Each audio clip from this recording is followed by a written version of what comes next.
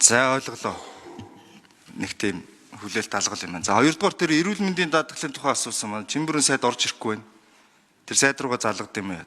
Энэ эрүүл мэндийн даатгалаар ахмадууд үйлчлэг авч чадхаа болцсон. Энийг та мэдж байгаа юу? Сонссон, судалсан уу? Сайд чи юм хэлдэггүй. Одоо энийг яах вэ? Бас ингээ мөнгөгүйгээ суух уу?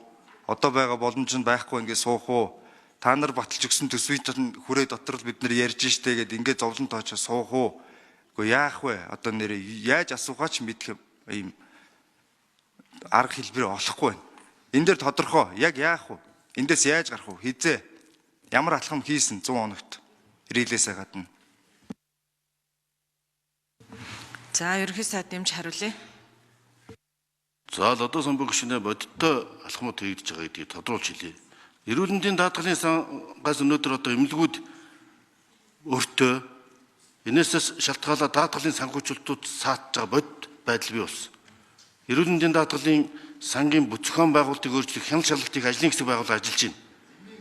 Бүр эмээ мафиас ахуулаад тэнд ковидын үеийн булхайл уураас 300 тэрбум төгрөгийн өр өссөн. Энэ хулгай зэлгийн чинь энэ сангуудын чинь хоослоод байна шүү дээ. Тийм учраас тэр сангийн захирлын чөлөөлөд өөрчлөлт хяналт шалгалт явагдаад энэ хулгай зэлгээтэй тэмцсэний үр дүнд энэ даатгалын сангаа нөхөн төлөвлөх ажлыг шалгуулж байна. Энэ бүхэнд чинь эгдүүчээд одоо нэг огцруулах олон шалтгааны нэг чинь бодит байдал нь яг үүн дээр энэ байгаа. Одоо жишээлбэл эрүүл мэндийн даатгалын сангаас самбал одоо солидарность буюу ив санааны нэгжийн зарчмаар одоо энэ эмнэлгүүдээр санхүүжүүлж байна. Бүхөвч одоо хүүхдүүдийнхаа өвчлөлийг хүртэл санхүүжүүлж чадахгүй хэмжээнд хүрсэн байна шүү дээ. Энэ ерөөсөө өмнөх олон жил өмнөх ковид